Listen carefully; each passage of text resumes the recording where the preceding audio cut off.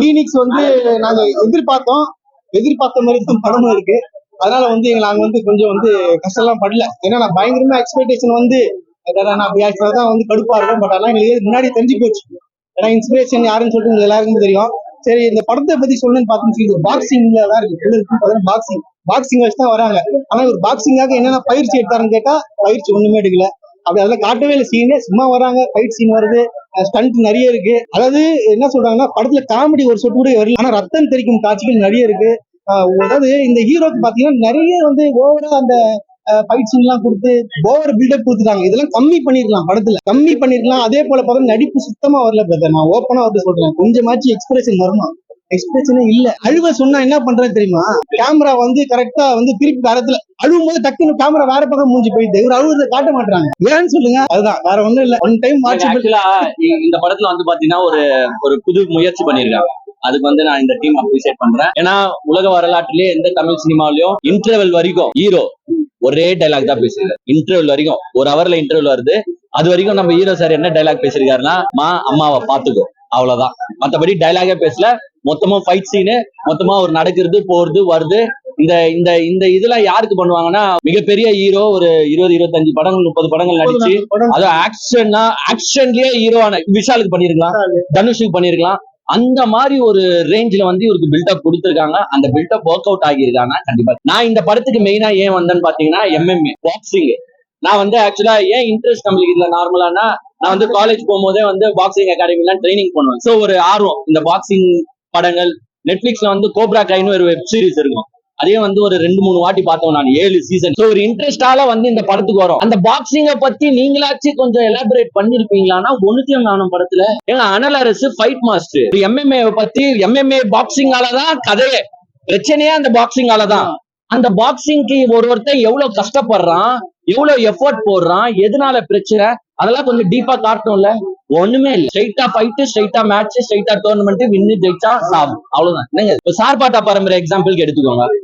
ஏன் அந்த படம் ஹிட் ஆச்சு? அந்த பாக்ஸிங்காக ஒருத்தன் எவ்வளவு கஷ்டப்படுறான், எவ்வளவு பிராக்டிஸ் பண்றான், எவ்வளவு வேதனையை அனுபவிக்கிறான்றத இன்ஸ்பைரிங்கா காட்டியிருப்பாங்க.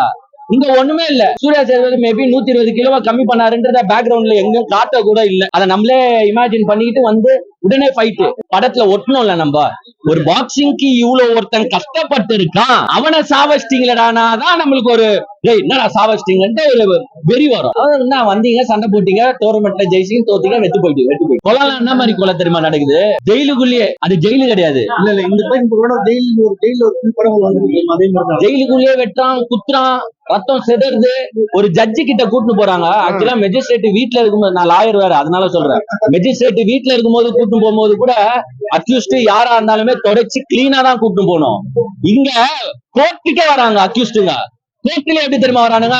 ரத்தம் ஃபுல்லா, இங்க ரத்தம் தெரிச்சு வெட்டவனை கூட்டு வந்து இப்படி ஸ்டைலா நின்னுறாரு. இதெல்லாம் எங்கன்னா நடக்குமா? ஒரு லாஜிக், ஒரு காட்டலாம், சண்டைகளை காட்டுங்க, இல்லன்னு சொல்ல. இப்படி எல்லாம் நீங்க காட்டினா எங்களுக்கு சிரிப்பு தாங்க வருது. ஒரு ஜட்ஜு முன்னாடி எவனா போய் அப்படி நிக்க முடியுமா? அப்படியே ஜெயில வந்து நம்ம அவங்க பிளே கிரவுண்ட் மாதிரி ஆகுறானுங்க, வெட்டுறானுங்க, ஓடுறானுங்க, குத்துறானுங்க. ஒண்ணுமே இல்லைங்க படத்துல.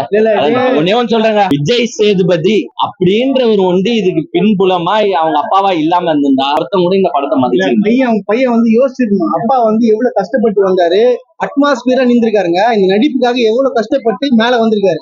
பூரா அந்த மாதிரி கஷ்டப்பட்டுருக்கணும். நான் நடிக்கணும்னு ஆசை வந்துச்சா, ஒரு 3-4 வருஷம் கூத்து பட்டறையிலேயே போய் கலந்துன்னு நடிக்கணும், கத்துக்கணுங்க.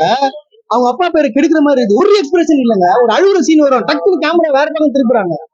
அப்புறம் என்னது இது? விஜய் சேதுபதிக்கு எல்லாம் வாய் தலைவா நடிப்பு கத்துக்கணும் பண்றாரு. நல்லா அண்ணல் அரசுக்கு பாராட்டுகள். அண்ணல் அரசு மேபி டிரெக்டர் கம் அவரே வந்து ஃபைட் மாஸ்டரா இருந்திருப்பாரு போல. ஸ்டண்ட் நல்லா இருக்கு. சூர்யா சேதுபதிக்கு அந்த ஸ்டண்ட் வருது. பட் என்ன, நம்ம வந்து பாடி டீசிங் பண்ண விரும்பல, பாடி ஷேமிங். அவரு ஹைட் கம்மியா இருக்கிறனால அதெல்லாம் ஏத்துக்க முடியுதான்னா நம்மளால ஏத்துக்க முடியல. ஏன்னா பக்கத்துல இருக்கிறவங்க எல்லாம் ஹைட்டா இருக்கிறான். அப்ப இவரை வந்து ஒரு ஹீரோ ரேஞ்சில நம்மளால பிக்கப் பண்ணி பார்க்க முடியுதா? இவ்வளவு சண்டைகள் போடுற கெப்பாசிட்டி உடைய ஒரு மனுஷனா பார்க்க முடியுதா? ஒரு நார்மல் படம் நடிச்சுட்டு அப்புறம் வந்து ஃபைட் சீன் நடிச்சா பரவாயில்லைங்க. எடுத்த உடனே வந்து 100 பேர் அடிப்பான், 200 பேர் அடிப்பான் வந்தாலும் யாரும் ஏத்துப்பாங்க. ஆக்ஷனா வந்தா expression where is the expression? எங்க வேர் இஸ் தி எக்ஸ்பிரஷன்? நான் தான் கேக்குறேன். இல்லையே. நான் எப்படி நான் வந்து கோவமா பேசுறேன், மூஞ்சி கோவமாவுதா, சிரிக்க வருதா? நீங்க நடங்க, நீங்க சண்டை போடுங்க, நீங்க உட்காருங்க, அவ்வளவுதான். ஒரு எக்ஸ்பிரஷன் டைலாக் டெலிவரியை காட்டுறாங்களான்னா ஒண்ணுமே கிடையாது. ஒரு அண்ணங்காரன் செத்து போயிட்டு வெட்டி சாவச்சிட்டான், அதோட வேதனையை காட்டுமா இல்லையா? காட்டலையே. இதோ பாருங்க, இதோ பாருங்க, இப்படி சொன்ன உடனே நான் சீன் அவன் அழுகுறான். ஏன்னா ஒரு born artist அவன். டேய் டேய் music okay, music okay fight okay, அந்த சினிமாட்டோகிராஃபி ஓகே, ஓகே அந்த ஸ்டண்ட் Stunt ஓகே, அதுக்கு இது காட்டுறதுலாம் okay. Acting not work. But where is the story? இந்த மாதிரி நச்சாலாம் காப்பாத்த மாட்டாரு விஜய் சேதுபதி. நீ கூட்டுன்னு போயிட்டு இப்போ வந்து பயிற்சி கொடுக்கணும். இல்ல பிரதர், எல்லாருக்கும் வந்து கொஞ்சமாச்சு வரும் பிரதர். இங்க இல்ல சொல்றது உங்களுக்கு புரியுதுங்களா? இப்ப நீங்க கேக்குறது எனக்கு கோவம் வருதா? இப்ப நான் எக்ஸ்பிரஷன் மாறுதா? அந்த எக்ஸ்பிரஷன் இல்லன்னு நான் பாருங்க, சொல்றேன். எனக்குலாம் இயற்கையா இப்படி வேர்க்குது இல்ல, அவருக்கு அது வேர்க்க கூட இல்ல. தண்ணியை ஊத்தி விட்டுக்கிறாங்க, இயற்கையா வரணுங்க சிலர்லாம். அது அவரு தப்பு சொல்ல முடியாது. பார்ன் வித் சில்வர் ஸ்பூன் இருக்காது, அவருலாம் gold diamond spoon born with. ஆமா. சோ மேபி டிரெக்டர் கொஞ்சம் அவர்கிட்ட இருந்து அவரை நம்ம தப்பு சொல்ல முடியாது, ஆர்டிஸ்ட தப்பு சொல்ல முடியாது, டிரெக்டர் தான் தப்பு சொல்லணும். அவர்கிட்ட இருந்து அதை எடுக்கணும், காட்டணும், காட்டல. அப்புறமா சூர்யா சேதுபதி ஏத்தா. ஆனா நான் தம்பி வந்து கொஞ்சம் அந்த மாதிரி டைலாக்ஸ் எல்லாம் கொஞ்சம் ஸ்டாப் பண்ணிக்கலாம். அப்பா இருக்கிறனால தான் பையன். எப்படி விஜய் சாருக்கு வந்து அவங்க அப்பா சந்திரசேகர் இருந்தாரோ அது மாதிரி உங்களுக்கு விஜய் சேதுபதி அப்பா. அவர் இருக்கிறனால தான் நீங்க, அவருக்காக தான் நாங்க வந்து இங்க உட்காந்து வருமே தவிர்த்து ஒன்னும் சூர்யா சேதுபதியோட அதிரடி டைலாக்ஸ்ல, அதிரடி ஸ்டண்ட்ல, அதிரடி நடிப்புக்காக எல்லாம் நாங்க வந்து உட்காந்து இல்லை. சரியா? அப்பாவிலதான் பையன். என்னைக்குமே அப்பா விட்டு குத்தி எங்கேயும் பேசுறாது. நல்லா பாத்துங்க. அப்பாவாலதான் நான் முன்னேறேன்னு கூட சொல்லுங்க. ஊர் உலகம் தப்பா சொன்னா வந்து உங்களுக்கு என்ன? ஆமா, நல்லா பாத்துக்கணும். ஏன்டா அப்பா பாருங்க, ஒன் டைம் ஆச்சு பாருங்க, ஒன்னும் இல்ல.